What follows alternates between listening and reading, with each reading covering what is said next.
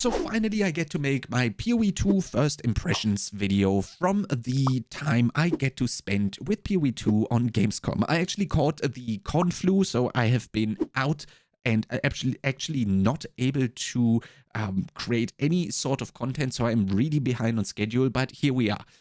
I did play quite a lot of classes. I played the Monk, Ranger, Mercenary, and Sorc in that order, and I do have to be honest, I am flabbergasted. It is such an amazing game, but you definitely have to change the approach that you bring into PoE2. This is not going to be your PoE1 where you can just go and not think about any mob type and blow them up, but instead you will have to think a bit more about your positioning and also the way that you are going to kite the mobs, and also identify some problematic white trash mobs that are actually going to hurt you or easily get you killed when you don't pay attention to their significant skill.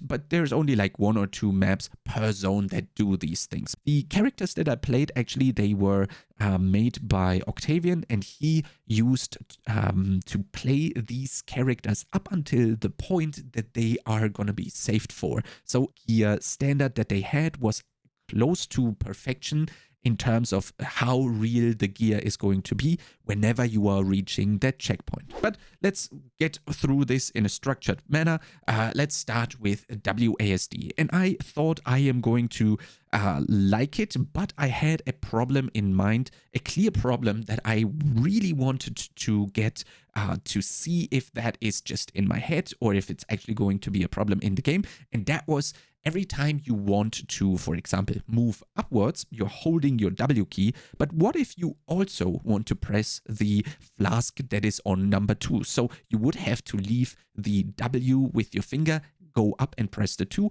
and that is okay in a lot of scenarios, but in some scenarios you really want to also keep moving in that direction. So I was really curious how this problem is going to be felt. Is that even going to be a problem? And when I was able to jump into the game, this was exactly the first thing that I tried out. So for example, when you hold W and D, you move at the top to the top right. And what happens if you now also want to press E or F, for example? And it was actually not that bad because you could return to the movement key with your finger fairly quickly. But I did have an idea here, and that actually comes from World of Warcraft, where as soon as you press left and right click, your character becomes a mouse click or mouse movement based. So it is instantly going to follow your mouse cursor. So I made this suggestion here that we have a force only command, even though we are in WASD mode, to be able to bridge those little moments where you want to also move and press and also leave that movement key with your finger. So for example, if you're moving to the right and you also want to press your F hotkey, this is the problem that I'm talking about. For that specific case, it would be really cool, in my opinion, if you could hold down, for example, a thumb button on your mouse, so you could easily remove your finger from D and press the F key. While you are doing so, you are holding your mouse button or thumb button on the mouse, for example. That is going to switch to mouse movement for a certain period of time until you let go and you're back to WASD movement. I think this would be a great addition to the game. I gave that feedback. We will have to see if that actually comes into the game.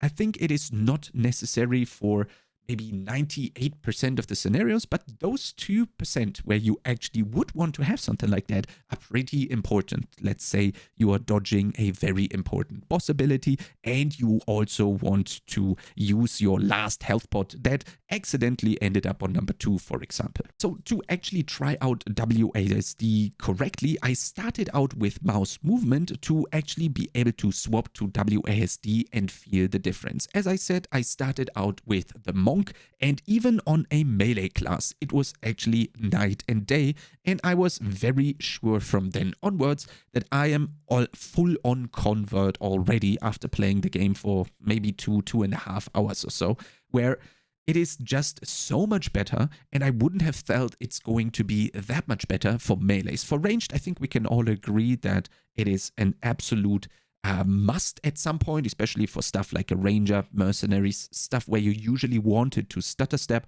It is insane to be able to walk away from the monsters while casting towards them without having to stutter step. I'm a stutter step enjoyer. I'm going to miss it, but let's be honest here. We are all looking for the most effective, and also we really don't want to hurt our wrists, so it's just gonna be nice. As you can see here on the screen, all of these casting while moving stuff is just so nice with WASD. It is actually incredible how you also feel the Mercenary was made for WASD. As I've heard in interviews, Mercenary was actually made to test out WASD and then made into a class, which is, I think you definitely feel it on WASD. When you do think of a Sorc or a Witch or even melee classes, a Monk for example, you think about having to press a lot of buttons while also moving a lot with your WASD, but on Mercenary it's a little bit different because you are actually going to load in your ammunition,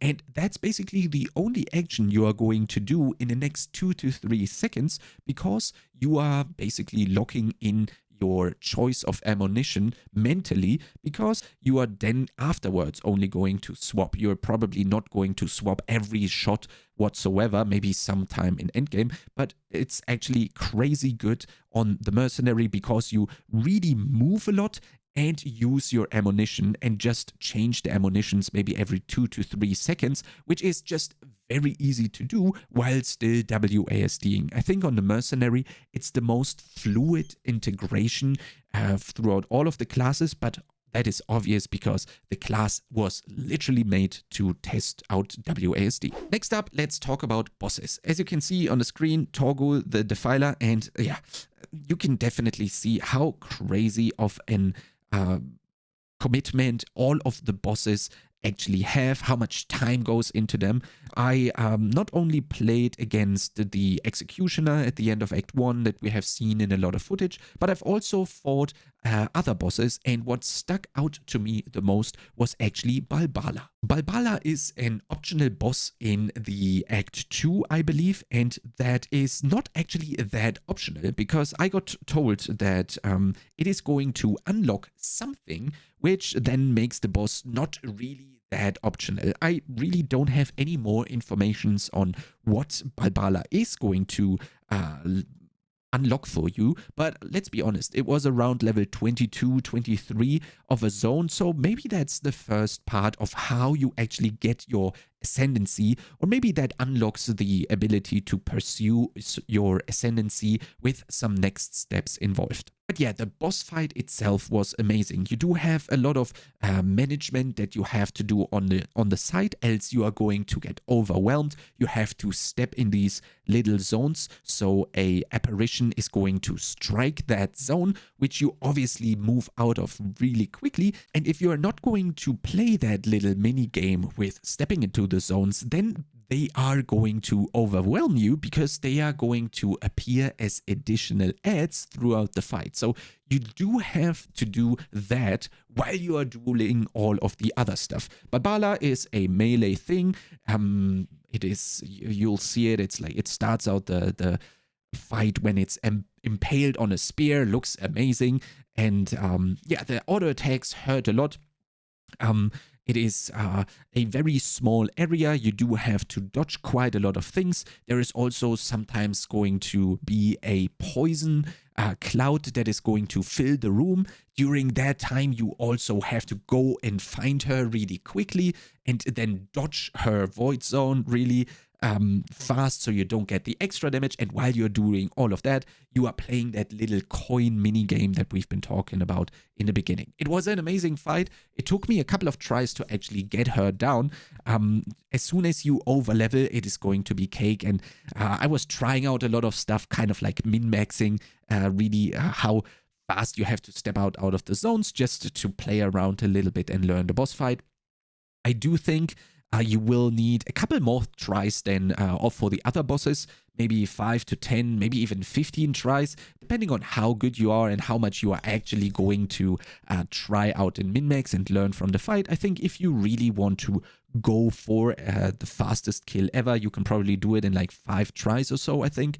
But yeah, the boss fight is actually long. The phases are a little bit different in the very end, for example, and I had a blast. I'm really looking forward to having to do that on hardcore. That is going to be an insane challenge. And not only that boss, but also all of the other bosses are just amazing. But getting to the bosses is also very interesting because you do have a lot of trash mobs that are not really trash mobs in my opinion. There is always one very special type of monster inside a pack, or maybe in the whole zone you do have like 2 to maybe 3 monsters that you, or monster types that you have to pay attention to, because they can really get you and they are going to kill you if you are not dodging their specific thing that they are doing. For example, in one of the zones there is like a big tree thing that is just going to slowly fall onto you, and if you don't pay attention to that, you're going to get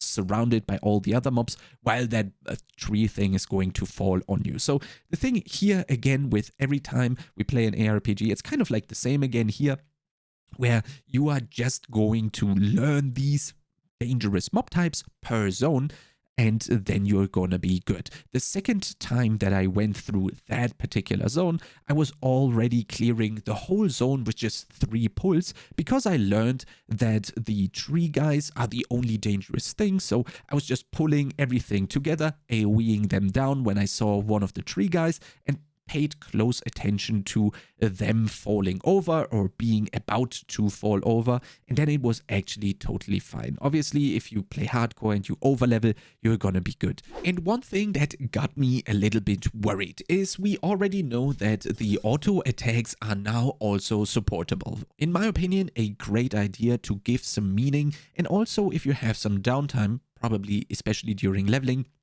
and you run out of mana or so, for example, you also have something to fall back on, which I think is great. But the problem here was, in the client that I was playing, the auto attack was actually the thing that had the most damage on my character. Obviously, as soon as you make the build and make the character yourself, you are going to be much more familiar than I was at the time when I played the character. Obviously, you have a little time, you are overwhelmed with a lot of impressions and a lot of stuff in a very short period of time.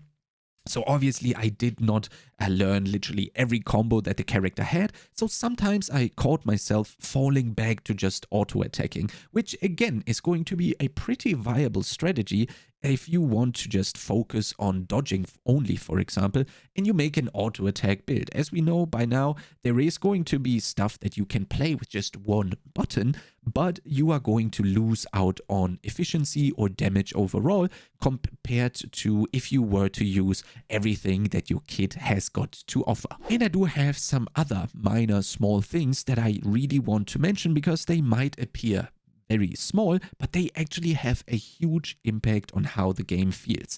It was extremely fluid to change between the weapon sets, and most of the time they were also assigned to a specific skill. For example, on the Sorcs, where you have the Frostbolt and the Fireball, for example, linked to a staff, was incredibly smooth. So you would left click for your Fireball and then instantly right click for your Frostball or Frostbolt, for example, and it would automatically swap to the corresponding two-hander in your set weapon set. So there's a lot of use for that second weapon set that we basically only used for gem leveling in the past. So I felt that was great. Obviously, this also carries the different skill trees with them, and the swap was incredibly smooth. So you do have a lot of stuff that you can customize. You can have a fire staff or a fire wand in your first weapon set. You can have the frost alternative in your second weapon set, which is going to then give you more frost damage or plus skills, plus frost skills. And so you basically can min-max your builds even further if you are going to use 2 types of damage, for example. On the Sorc, I think it's going to be a very important thing to do, especially when you have those cold or fire resistant mobs. Then you're just going to swap over, and it's extremely fluent. I'm really looking forward to you guys being able to try this out. That was fantastic. Also, every time I was able to get life regen, either from the skill tree or also from the gear, if I recall correctly, it felt amazing. I felt 10 times safer. I could kite way easier and for longer. If I got hit, for example, I just go kite for a little bit while slowing. I'm going to refill the HP, and obviously you can still go back, refill your pots, but you don't have to do that if you do have a lot of life regen, for example. And of course, if you are just now learning the boss fight, it is going to be incredible of a help. And what you can also do is you can run 3 life flasks and life regen, which is going to ensure that you are going to tremendously cut down on the tries that you actually need to kill a boss for the first time. I'm extremely curious how the ranged versus melee is going to fare in PoE 2. For now, I do have to be honest, range seems vastly superior in terms of fluidity, in terms of also how easy it is going to be to tackle big monster packs, for example, or also bosses. I do still think that ranged has the upper hand here, but I do have to be honest, I think if you get all the combos correctly and master the build and make the build yourself first and foremost, melee will not be that far away from ranged. You have to remember, I didn't really make the build myself of the character that I played. I did have limited time only to be able to try everything out. I did have a base combo that I fell back on and was spamming constantly on the monk. I made this frost pillar, and then I was smashing that frost pillar to then shatter and deal AoE damage. And that was basically the one trick that I learned that I constantly spammed. And I do have to be honest, if you get past this stage on a character that you made yourself, it is going to be much better for melees, especially with all of the efforts that they have put into making melee catch up to ranged. I have to be honest, I don't know if it was a good idea after all playing PoE 2, because right now, after getting that glimpse and actually playing it, I do have to say I crave more. I'm usually a very patient person when it comes to that, and I would have easily been able to wait until November 15th, but now after playing it, I just want to play even more. This is going to be one of the greatest releases of our time, and I'm very much looking forward to jumping in with you guys. If you're interested in content similar to this, make sure to subscribe to this YouTube channel, and I'll see you next time.